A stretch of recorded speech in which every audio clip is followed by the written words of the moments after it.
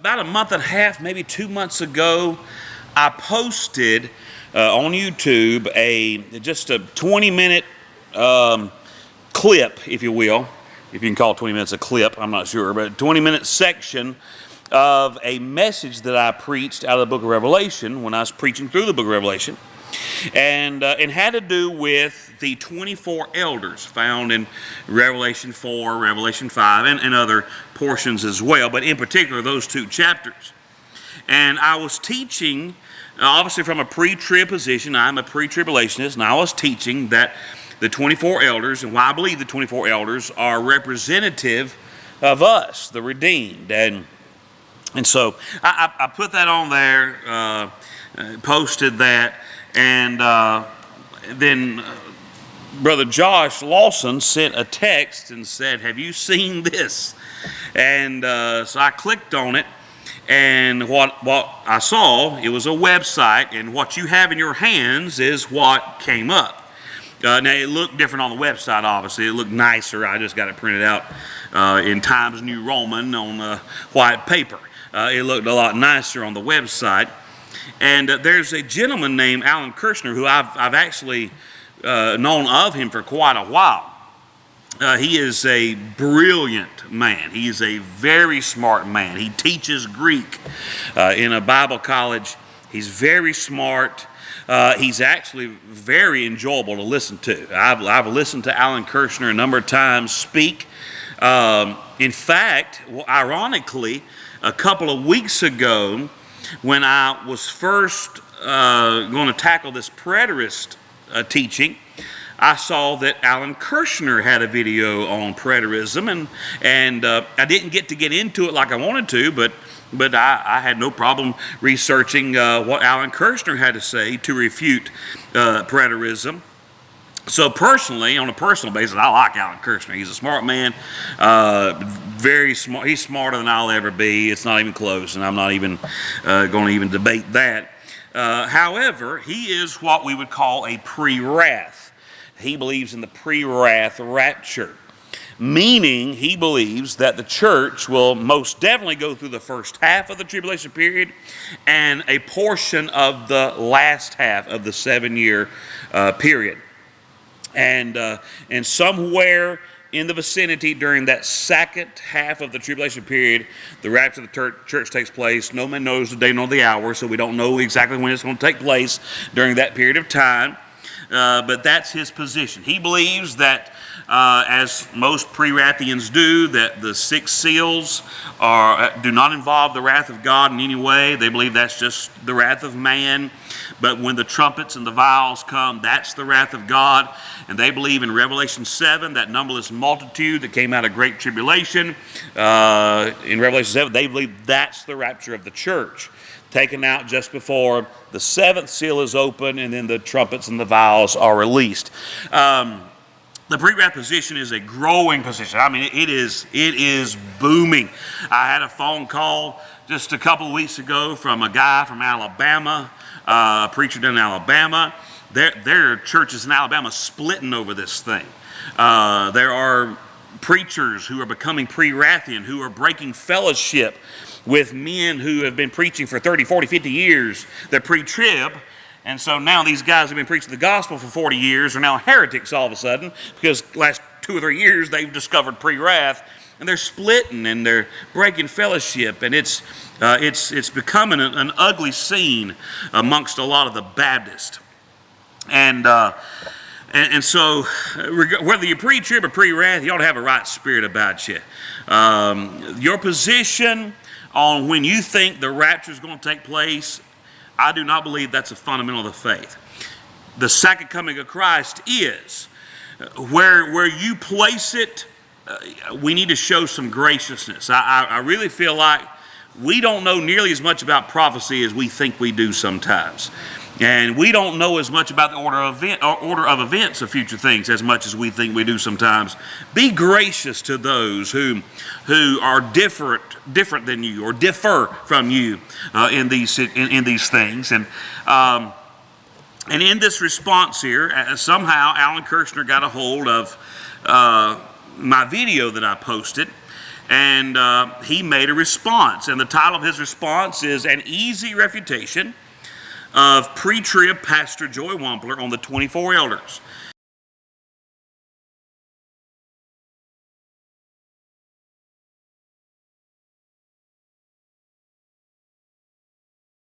And basically what I taught, in fact, grab your Bible, go to Revelation 4 real quickly. I'll just show you what I taught in a nutshell.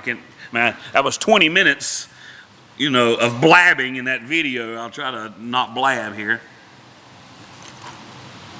The 24 elders, verse number 4 of chapter 4.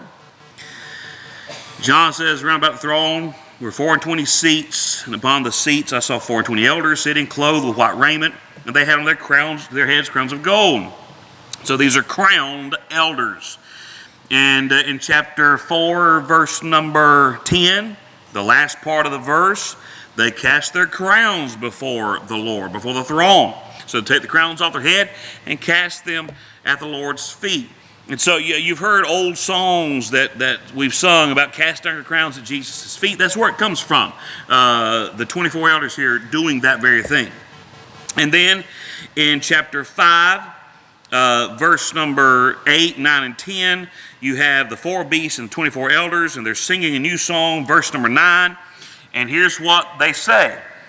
Thou art worthy to take the book, to open the seals thereof, for thou wast slain and hast redeemed us. So the elders, according to this verse, they're redeemed. That means they were once sinners, now they're saved. Redeemed us to God by thy blood out of every kindred, tongue, people, and nation. Now, there's 24 elders. But the 24 elders say that they were redeemed out of every kindred, tongue, people, and nation. Well, there's more than 24 kindreds, tongues, peoples, and nations. And so if there's more than 24 of those categories, but there's only 24 elders, and they say we 24 have been redeemed out of all these, that means they're representative. They're representing all of the redeemed. And that's how I see it. And then verse number 10, they're saying about themselves what John said about us in Revelation 1. John says we're kings and priests in Revelation 1. Well, here the 24 elders say, and hast made us unto our God kings and priests, and we shall reign on the earth. And so according to my King James Bible and these words, I believe that these 24 elders are the saints of God. They represent us. And the fact that they have crowns, verse number 4 of chapter 4, 1 Peter chapter 5 says that crowns are given out. Chapter 5, verse 4, 1 Peter says that crowns are given out when the chief shepherd appears. And so that means the chief shepherd has already appeared. So these saints have their crowns. The rapture has taken place. We're in heaven. We're not going to be in the tribulation period. That's my teaching in a nutshell. And so Mr. Kurschner wrote in his blog an easy refutation of my teaching. And so what I gave you there is just a printout of what he said. And so we're going to look real quickly at his refutation and see if it holds any water. And as I said, this is not because I have any guile toward Mr. Kurschner. In fact, there are some pre-wrath teachers out there that are very enjoyable to listen to. Charles Cooper, he's a smart man. Chris White, he's a pre-wrathian, but man, he's got one of those golden voices. You can just listen to him all day long. In fact, about 3, 4, 5 years ago, when all this blood moon garbage came out, John Hagee and all that goofy crowd talking about the blood moons, which is nothing but foolishness and junk, and they started talking about that. Chris White made one of the best refutations. He's a pre-wrathian. He destroyed John Hagee and Mark Biltz and all those guys on this blood moon garbage that came out a few years ago. And I enjoyed that teaching from a pre-wrath. I learned something from it.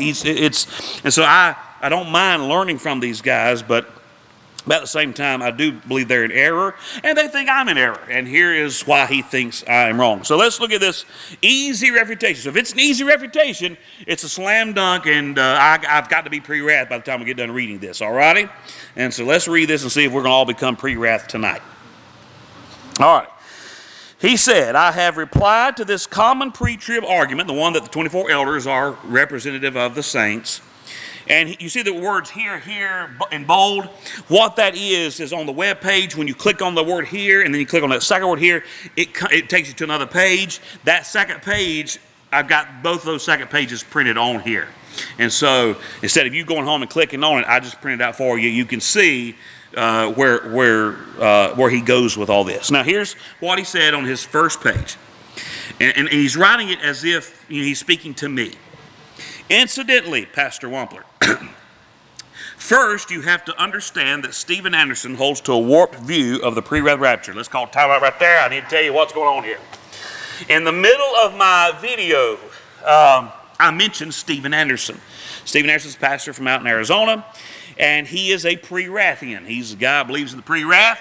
And I listened, and me and Kelly were kind of listening to him at the same time. We were getting ready for church one morning. I say this in that video.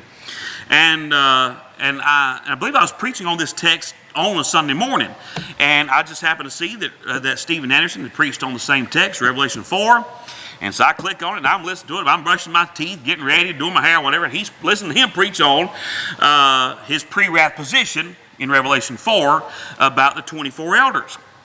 And here's what Steven Anderson said.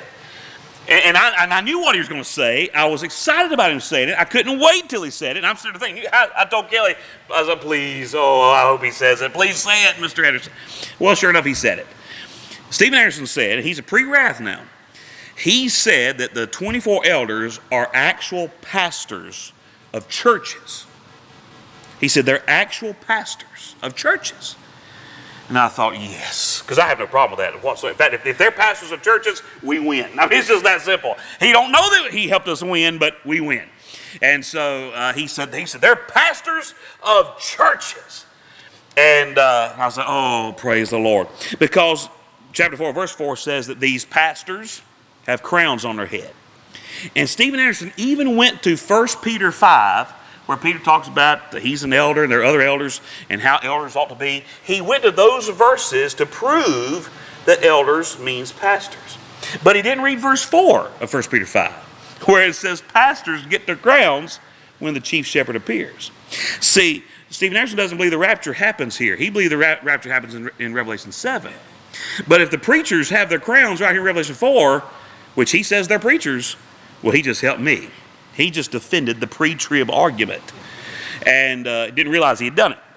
Well, anyway, Alan Kurschner hears me, mention Steven Anderson in my teaching. So he says, Pastor Wampler, first you have to understand that Steven Anderson holds to a warped view of the pre-wrath rapture. This is called disassociation.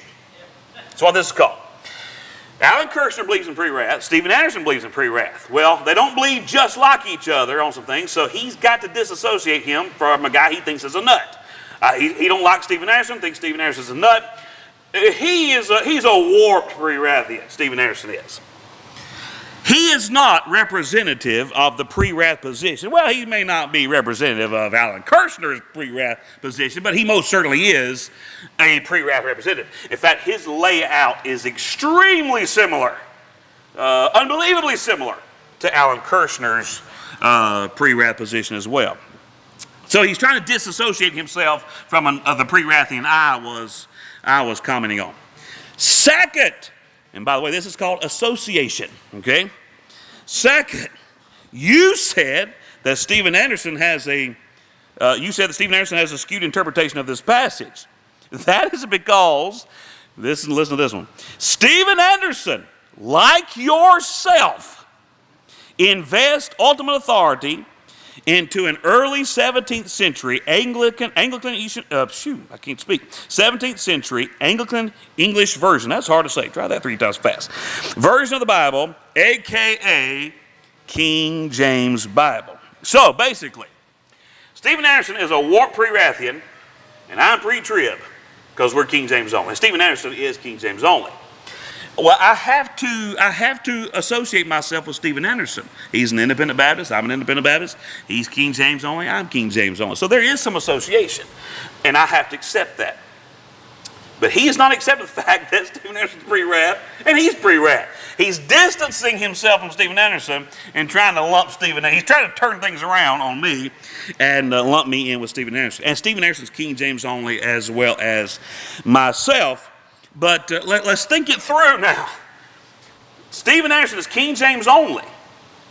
And he's basically saying that Stephen Anderson is his kind of pre-wrath because he believes in the King James Bible. But that's also why I'm pre-trib, because I'm King James only. At some point in time, you're going to have to rationalize this thing. No, Stephen Anderson and I we're both King James only, but it's not the King James Bible necessarily by itself that makes him pre-wrath or me pre-trib. I'll say more about the King James Bible and the pre-trib position here just a little bit. It's a little more complicated than that, but he tries to associate me with Stephen Anderson. I'm willing to accept my association. The text of Revelation 5 of the King James Bible on the 24 elders contains a later textual variant that was added later in the transmission of the Bible. In other words, the earliest manuscripts do not contain, the Greek manuscripts do not contain the wordings, the readings that we have in the King James Bible. In other words, they're different. It does not represent the original text on this passage. Can I say this real quick? He has no clue about that. You know why? He's never seen the original. Amen. He has seen copies, but he has never seen the original. He has never seen it. Now, he has seen some old copies, possibly, but he's never seen, none of us have ever seen the original text of Revelation. If you find the original text of Revelation, sell it and tithe to this church, all right? Because you're going to make a whole lot of money if you find the original, which I have demonstrated textually in the first link I provided above, that first word here. He says you click on that link, and then you'll see that he has demonstrated that the older texts do not contain the readings of the King James Bible. Now, he put an editor's note. He says, I like the King James Bible, and I use it at times. And I got a feeling that phrase at times is not nearly as often as he wants you to think that it is. I'd almost guarantee it. But as far as responding to KJV onlyism, I would highly recommend James White's book, The King James Only Controversy. Well, I got it. I bought it in 1996. I've had this book for a long time. In fact, this is the first edition. James White has a second edition. And, well, I've got the book. He recommended it. I read it.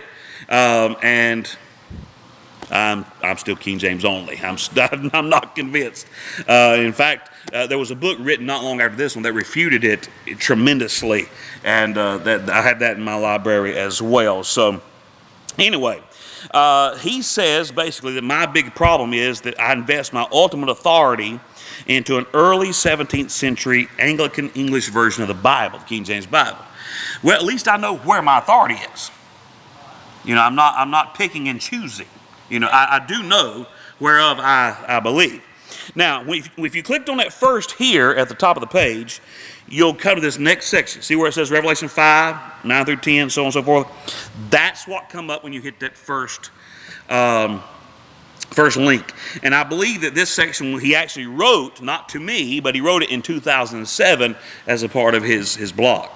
He says, in the past, I have been asked more than once what the correct readings are in Revelation 5, 9 through 10. Once again today, someone emailed me asking whether the King James Version readings are correct, or the modern translations are more faithful to the original reading. So this has prompted me to write a brief post explaining these variants, these different readings.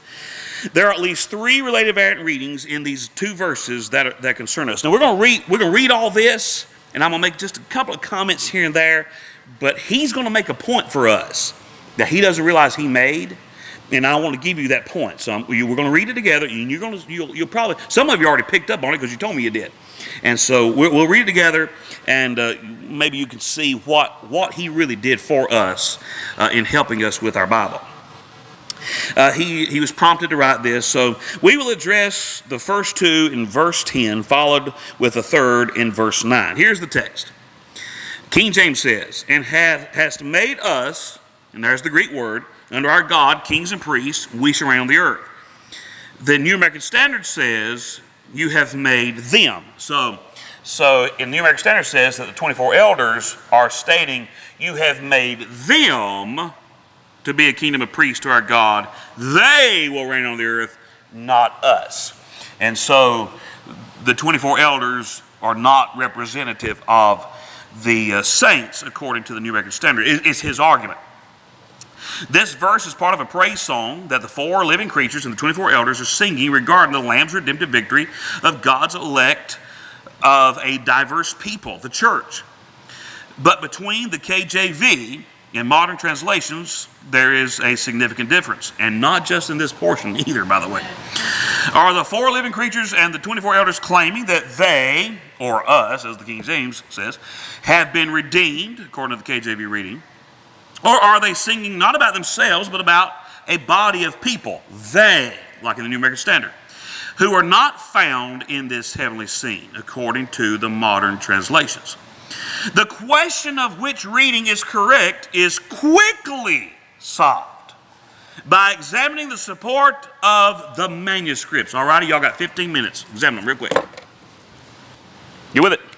He said it's quickly examined. Let's take care of it right now. You can have it done before you leave the building tonight. It's not as quickly as he's making it out to be. This man has been to Bible college, probably numerous Bible colleges. He teaches in one. He's had access that you have not had to particular teachings. Now, that's not to exalt him overly or degrade you at all. He himself knows that not every Christian has that kind of time. Now, there are things online that you can examine. There are things online that you can go and study and research. You can. There's books that you can buy. There certainly is. But to come to this conclusion, to say it's quickly, that's a false statement. It's quickly when you're reading his blog. It's not quickly when you have to do the research. He has spent years involved in this. So there's nothing quick about this. That's a foolish statement. First, by far, most of the majority of the witnesses testify to them. This is an interesting point because King James only advocates often use the majority argument as a defense for their readings. Well, why don't you ever listen to us? Why don't you ever listen to us? Anyway, continuing. They cannot in this case. Okay, one case we can't argue from the majority text position, and you're going to go with it. All of a sudden, he's going to go with the majority. Now, all the other readings that the King James Bible has, we're not going to go with the majority, but this one we will. Sounds awfully convenient.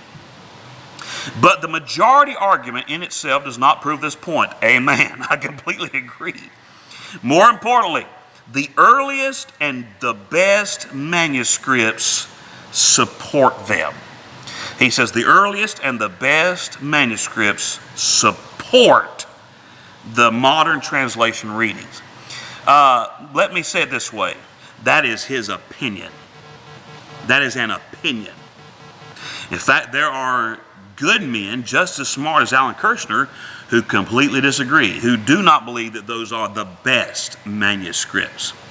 And so now I'm not getting in a textual argument with him. I can barely make it through English, much less dabbling in Greek or Hebrew. So he wins with the textual aspect. I'm not studied and I'm not smart enough. He is. But I will say this, to say that those are the best manuscripts, not only does history not support that, church history doesn't support it, men as smart as he do not support it. And I can't get into all the reasons why we're King James only. That would take us 6 or 7 hours. All right. As far as the Textus Receptus, that's the Greek text that underlies the King James. As far as the Textus Receptus reading of us, it is found in a minimum of patristic and versional witnesses. He says, there is no question that them is the reading that would be found in the original text. He says, there's no question. That's an asinine statement. One, you can't know it. And number two, you've even confessed that the King James only position is very strong when it comes to the majority of readings. Yet you don't hold to the King James only position. And now you're saying that in this one little passage, clearly the original text, the original autographs, would have stated they or them and not us and we. He doesn't know that. He can't know that. That is an opinion. And therefore the King James contains the inferior reading and the modern translations have the correct reading. Once again, an opinion. That is not provable. Not from his point of view, it's not. Not in the way he's handling it. One wonders then why King James only advocates make a mountain out of this variant in light of the prodigious, hard historical textual data. Well, the King James is right every place else. Why wouldn't it be right here too? Is my thinking. For those who are familiar with pre-tribulationism, you may guess why. Here is their reasoning. Here's why a King James only person will come to the conclusion that we do as far as the 24 elders. Since the King James Version says, made us, then the four living creatures and the elders are or represent the church. I don't believe the four living creatures represent the church. He just inserts that. Since the living creatures and the elders are in heaven, therefore the church must be in heaven. And since the church is in heaven and the vision of the beast and the great tribulation against God's people is yet to unfold, the church has been raptured before all that persecution. Yep, that's how we come to the conclusion. He finally said something extremely accurate. That's how we come to our conclusion.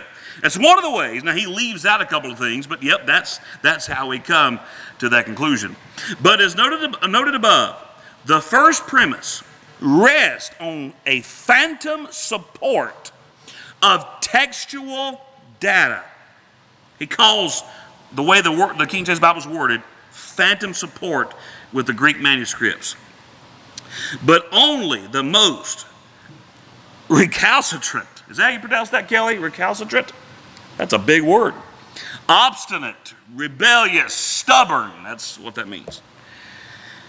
He said, only the most stubborn King James Version only advocate will be unmoved from this tradition. And I'll amen that. That's exactly right. One other variant of this verse should be mentioned briefly regarding the persons of the action, first or third. The King James Version reads, we shall reign. Modern translations read, they will reign. Obviously, you see the issue here. Once again, the King James Version reading is attested by nothing of significance. That's not true. I mean, think about this. Here you have the King James translators in their brilliance, and they were brilliant men. And they translate the Bible as they translated it. And they weighed the evidence available to them. And they came to this conclusion. So to just cast this to the side easily, as he says he does, is foolish. It's foolish. He's not even considering what the King James translators were considering. He's just casting that to the side because he believes that the best manuscripts were hidden to the people of God for, almost 1,800 years. He believes they were hidden. He believes Revelation would have been written in the 90s. He would agree with us on that. He would disagree with the preterist.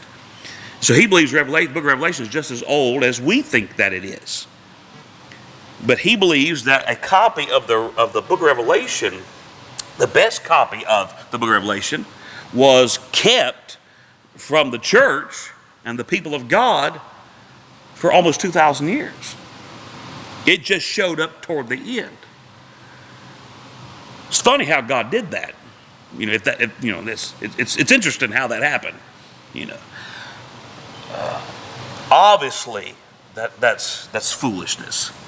Obviously, the King James translators had access to the pure Word of God. Let's not even argue the fact that very shortly after the King James Bible was translated, you had your great revivals, you had your great awakenings, you had your great missions movement, and very shortly after the modern version movement of the 1800s, you had apostasy, you had lukewarmness, you had the English-speaking church, not just American, the English-speaking churches are a disaster by and large today. How can you look at that and say that's a coincidence? When men began to reject the Bible that God gave English-speaking people, God began to reject English-speaking people. And now we're in a mess. Now we're in a mess. That's another thought for another day. This is very sad. We shall reign, the King James says. Modern translator says, they will reign. Once again, the King James reading is attested by nothing of significance. That's so foolish. Whereas the modern reading, they, is attested by the vast majority of manuscripts. Well, the majority of manuscripts didn't bother you with all the other verses. Why does it all of a sudden mean something to you now? I mean, you'll go with the minority readings with the modern versions, therefore you use them. The majority doesn't mean anything then. Why does it mean something to you now? Because the minority reading here disagrees with what you believe. That's why you're going to go with the majority reading. Just my thought. Whereas the modern reading, they, is attested by the vast majority of manuscripts, and the earliest and best of them, which is an opinion. The earliest and the best. Now, the earliest may be the case, but the best, that's an opinion. Clearly an opinion. And there's good men who completely differ with him on this. It is obvious that the scribal replacement of they with we was intended to conform with the agreement of the first person plural of the previous us. No, it is not that obvious. What is obvious is that the reading that the King James Bible is based upon reads as the King James Bible reads. It's just different than what he is using because it doesn't agree with him. Moving on, in verse 9, we have a similar variant reading. They sung a new song. Saying, this one is not as important, but we'll read it just to say we read it. They sung a new song saying, thou art worthy to take the book and open the seals thereof, for thou wast slain, hast redeemed us to God. Notice he highlights us to God by the blood of every kindred, tongue, people, and nation. And here's what the New American Standard says. They sang a new song saying, worthy are you to take the book and to break its seals, for you were slain and purchased for God with your blood men from every tribe and tongue and people and nation. Notice how the King James Version contains us, which is absent from the New American Standard and modern translations. Again, textual considerations will help us to clarify this discrepancy. Well, in a sense it may, but the clarification is not true. It doesn't clarify, it just shows a contradiction between the versions. Though there are not many manuscript witnesses that testify to purchase for God, it is supported by the best witnesses to Revelation, Codex A. The best witness, Codex A. Further, the internal evidence of the shorter reading explains the emergence of other longer readings. The internal evidence of the shorter reading explains the emergence of other longer readings. That is, there was a scribal tendency to clarify ambiguous readings. And in this case, it makes much more sense that a scribe would add an object to clarify who is being purchased rather than a scribe omitting the object of God's purchasing. In other words, somebody added to the text in order to clarify the text. In other words, somebody in the past did not hold God's word in as high regard as we think they should, and therefore they added some things. With this understanding, we got to hurry up. With this understanding, one can see now why scribes in the following verse 10 would change the inconsistency of the third person pronoun of the first person as to have an agreement with us in verse 9. In other words, here you have the word us, so you got to have a we. And so you can't have an us and then a they. It has to be speaking of the same group. So since the King James put us, or the original textual copyist put us, he has to put a we in the last part of the verse to make it agree. Incidentally, since the four living creatures are clearly celestial beings, it is absurd to argue that they have been redeemed. But then you need to go read Romans chapter 8, because even nature is waiting for the manifestations of the sons of God. Creation is even groaning right now, waiting on the manifestations of the sons of God, because creation will be changed when we are manifested at the second coming of Christ. In fact, Jesus actually wore a crown of thorns on his head, representing the crowns of the earthly curse that took place at the fall of man. Why? Because he's changing nature as well. So the four creatures are representing nature and creation. The 24 elders, the redeemed individuals, the church. So it does make sense. Do the 24 elders in Revelation 4:4 represent the church? This is that second here on page 1. You click that second here. This is what comes up. In a circle around, this is what the New English Translation says. In a circle around the throne were 24 other thrones. Seated on those thrones were 24 elders. They were dressed in white clothing and had golden crowns on their heads. In the 4th chapter of Revelation, we are introduced to a magnificent scene in the throne room of heaven. John witnesses a panoply of brilliant colors beaming from the throne. He also sees 24 other thrones with 24 elders seated on them. The identity or function of the 24 elders are not agreed by many. No kidding. Do they represent a larger group of people? There are about a dozen interpretations on this, most of them being subjective. Not if you use the King James Bible. It's pretty clear when you just stick with the words of the King James Bible. I want to address one of those theories. Pre-tribulationism frequently asserts that the 24 elders represent the raptured church because they were dressed in white and had crowns on their head. That's not the only reasoning. You go to Revelation 5, you see that they say they were redeemed. They call themselves kings and priests in the King James Bible as well, adding to the evidence. But white is a color that simply represents purity. I agree with that. So it is a strained reading to require this to be the raptured church. Well, if that's all I went on was the color of the garments, then yes, we would be straining at it. But that's not all I have. Further, crowns are not exclusive to believers. Now listen to this one.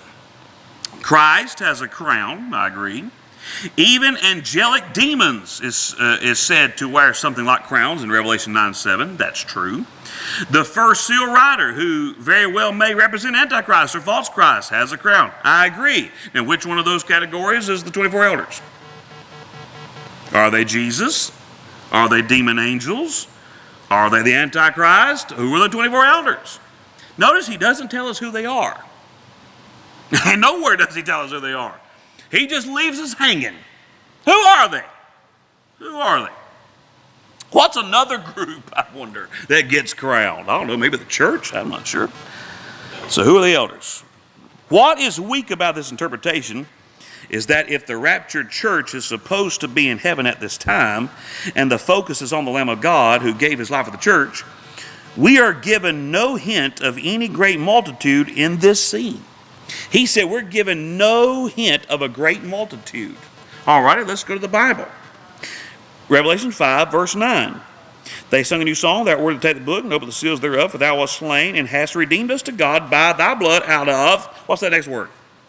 Every kindred and tongue and people and nation. Do you know that represents a huge group of people? In fact, he believes the rapture took place in Revelation 7. Let's see how that group of people is called a numberless multitude. Look at Revelation 7. Revelation 7, verse 9. And after this I beheld, and lo, a great multitude which no man can number. Of what? Of all, which means every, all nations, kindreds, tongues, people and tongues. Y'all see that? Now he thinks that's the church. We believe that's what the elder says it is in verse 14. These are they which came out of great tribulation. These are they that came through that Daniel's 70th week. That's who these are. These don't include J.R. L. Smith, Percy Ray, the Apostle Paul, Jonathan Edwards, because they didn't come out of great tribulation. Just this group did. But a numberless multitude gets saved in the tribulation period. And in that text, he says that this multitude, no man can number, came of nations, kindreds, people, and tongues. Well, that's what he says about the 24 elders in Revelation 5. So that means it's a numberless multitude.